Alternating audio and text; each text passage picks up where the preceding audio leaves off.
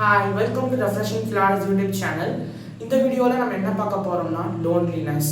So லோன்லினஸை எப்படி over come பண்ணுறதா நம்ம பார்க்க போகிறோம். ஃபர்ஸ்ட் நான் 3 கைண்ட் ஆஃப் பீப்புள் வந்து சொல்ல போகிறேன். ஃபர்ஸ்ட் கைண்ட் ஆஃப் பீப்புள் வந்து நம்ம மட்டும் தனியாக இருக்கிறோமே, சார் நமக்கு யாருமே இல்லையே அப்படின்னு சேடாக ஃபீல் பண்ணிவிட்டு நெக்ஸ்ட் ஸ்டெப் மூவ் ஆன் பண்ணிட்டு போகிறவங்க.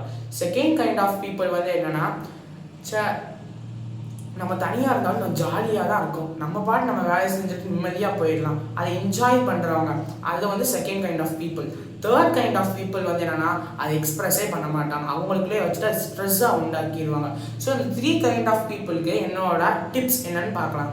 ஃபர்ஸ்ட் கைண்ட் ஆஃப் பீப்புளுக்கு நான் கொடுக்குற டிப் என்னன்னா, நீங்கள் தான் போய் கான்வர்சேஷன் பில்ட் பண்ணணும். உங்கள் ஃப்ரெண்ட்ஸ்கிட்ட, உங்கள் கொலீக்ஸ்கிட்ட, அதுக்கடுத்து உங்கள் ஃபேமிலி மெம்பர்ஸ், ரிலேட்டிவ்ஸ்கிட்ட நீங்கள் தான் போய் கான்வர்சேஷன் பில்ட் பண்ணணும். நல்லா இருக்கிறீங்களா, எப்படி இருக்கிறீங்க, சாப்பிட்டீங்களா, இந்த மாதிரி சின்ன சின்ன கான்வர்சேஷன்ஸ்லாம் உங்களை லோன்லினஸ்லேருந்து மீண்டு கொண்டு வரும். அவங்களும் பரவாயில்ல, நம்மளை மேலே அக்கறை வச்சுட்டு இவ்வளோ கேள்வி கேட்குறானே, நல்லா பேசுகிறானே அப்படின்ற உங்கள் மேலே ஒரு பாசமும் பில்ட் ஆகணும், உங்கள் மேலே அவங்க கேரும் எடுத்துக்கிடுவாங்க. அதே மாதிரி நீங்கள் எப்பயுமே தனியாக இருக்கீங்கன்னு ஃபீல் பண்ணாதீங்க. வேறு யாராவது பக்கத்தில் பேசிக்கிட்டு இருக்காங்களா, உங்கள் ஃப்ரெண்ட்ஸ் அல்லது கொலீக்ஸ் அல்லது ஃபேமிலி மெம்பர்ஸ், அவங்க கூட நீங்களும் போய் பேசுங்க, நல்ல கான்வர்சேஷன் பில்ட் பண்ணுங்கள். யார் யாரெல்லாம் உங்கள் மேலே அன்பு காட்டுறாங்களோ திருப்பி அந்த அன்பை காட்டுறத நீங்கள் வந்து கண்டிப்பாக செய்யணும். அப்போ தான் நீங்கள் லோன்லினஸ்லேருந்து மீண்டு வர முடியும். என்னோட second tip for the second kind of people. நீங்கள் வந்து நினைக்கிறீங்க தனிமை வந்து நல்லது தான், பட் தனிமை நல்லது தான், நீங்கள் அதை என்ஜாய் பண்ணுறீங்க, பட் ஓகே, பட் எப்பயுமே நம்மளால தனியாக இருந்துட முடியாது. Everyone needs a caring one. யாருக்காண்டினாலுமே இந்த உலகத்தில் ஒரு சப்போர்ட் வேணும். எல்லாருமே ஒருத்தர் சார்ந்து தான் இருக்கிறோம். ஃபார் எக்ஸாம்பிள், இப்போ நம்ம சாப்பிட்றோம், அந்த சாப்பாடு இருந்து வருது ஒரு விவசாயிகிட்ட தான் நமக்கு வருது. அந்த விவசாயி யாரெல்லாம் சார்ந்து இருக்கிறாரு? சூரியன், தண்ணி, அந்த கிளைமேட், அந்த சுற்றுச்சூழலாம் சார்ந்து தான் இருக்காரு. அதே மாதிரி தான் ஒவ்வொருத்தரை சார்ந்து தான் இருக்கிறாங்க. நம்ம என்னதான் தனியாக நினைச்சு நின்று வாழ்ந்துடலாம் நினைச்சாலும் நம்மளுக்கு ஒருத்தர் தேவை. அட்லீஸ்ட் ஒரு ஃப்ரெண்ட், ஒரு ஃபேமிலி மெம்பர்ஸ் கண்டிப்பாக தேவை.